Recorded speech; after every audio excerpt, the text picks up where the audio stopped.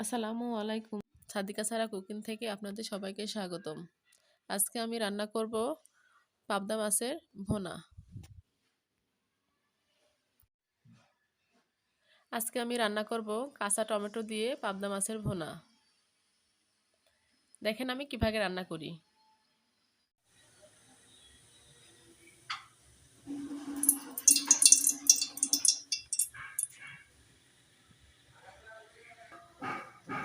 আমি কড়াইতে তেল দিয়ে দিছি, তেলটা গরম হয়ে গেছে। এবার আমি পাবদা মাছটা দিয়ে দিব। আমি আজকে পাবদা মাছের ভুনা রান্না করবো। পাবদা মাছটা ভেজে দিচ্ছি।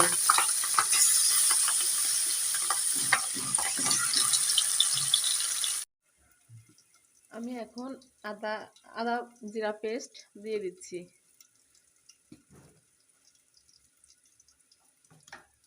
এবার দিয়ে দিব রসুন পেস্ট।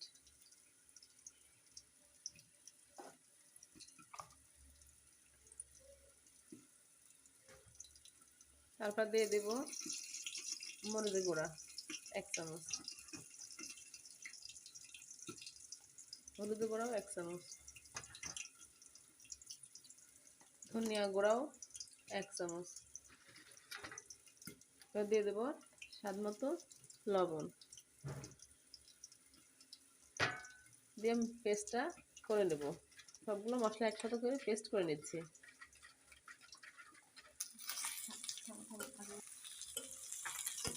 আমার মাছটা ভাজা হয়ে গেছে, এখন উঠাই নিব। পাবদা মাছটা নরম তো, আসলে এই মাছের যেভাবে রান্না করি আসলে নরম মাছ, সমস্যা করে ভেজে নিলাম। তারপর দেখেন কেমন হয়ে গেছে।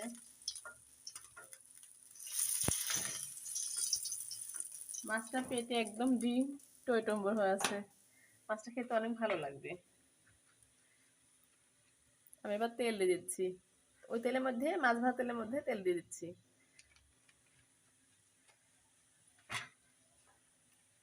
আমি তার আগে আমি পেঁয়াজটা তেলে দিয়ে দিচ্ছি। আমার পেঁয়াজ ভাজাটা হয়ে গেছে। আমি কাঁচা জিরা দিয়ে দিলাম।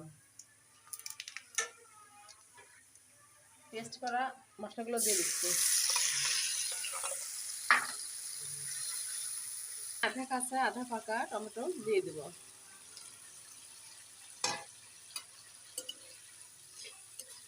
টমেটো দিয়ে আমি আবার একটু কষাই নেব। মাছ ভুনাতে টমেটো দিলে অনেক ভালো লাগে, তাই আমি টমেটো দিয়ে দিচ্ছি। আপনারা ইচ্ছে করে দিতে পারেন, নাও পারেন। আমি কিছুক্ষণ জন্য মশলাটা ঢেকে দেবো, কারণ টমেটোটা ভালোভাবে সিদ্ধ হয়ে যায়। আমার মশলা দেখেন কষানো হয়ে গেছে। আসলে আমার কাঁচা টমেটোটা অত আমি গলাবো না, এভাবেই রাখবো। কিছুটা গলে গেছে, কিছুটা থাকবে। আমি পানিটা দিয়ে দেবো মাছ ধোয়ার জন্য। আমি যে পাত্রে মশলা কষা গালিছিলাম, মানে পেস্ট করেছিলাম, সে পাত্রে আমি পানিটা দিয়ে দিচ্ছি।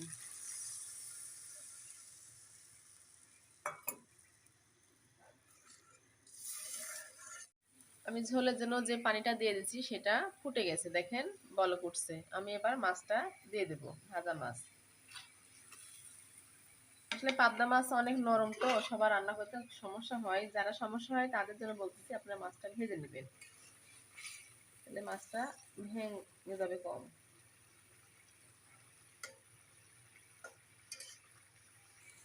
আমি কিছুক্ষণের জন্য আবার একটু ঢেকে দেব। আমি এবার জিরা গুঁড়োটা দিয়ে দিব।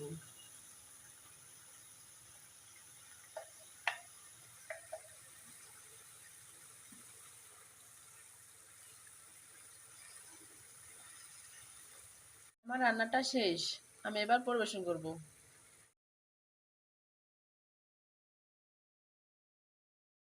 আমার রান্নাটা শেষ, আমি পরিবেশন করলাম। আপনারা এভাবে পাবদা মাছটা রান্না করে খেয়ে দেখবেন, অনেক টেস্টি এবং অনেক ভালো লাগবে। আমি খেয়ে দেখছি, অনেক ভালো লাগছে। দেখুন কত লোভনীয় হয়েছে, দেখে খেতে ইচ্ছা করছে। আপনারা একবার খেয়ে দেখবেন রান্না করে। কাঁচা টমেটো দিয়ে রান্না করবেন, অনেক অনেক ভালো লাগবে। আমার রান্নাটি ভালো লাগলে বেশি বেশি লাইক, কমেন্ট, শেয়ার এবং সাবস্ক্রাইব করে দিবেন। আপনাদের বেশি বেশি লাইক, কমেন্ট, শেয়ারে আমি পরবর্তী ভিডিও বানাতে উৎসাহিত হব। ধন্যবাদ। আল্লাহ হাফেজ।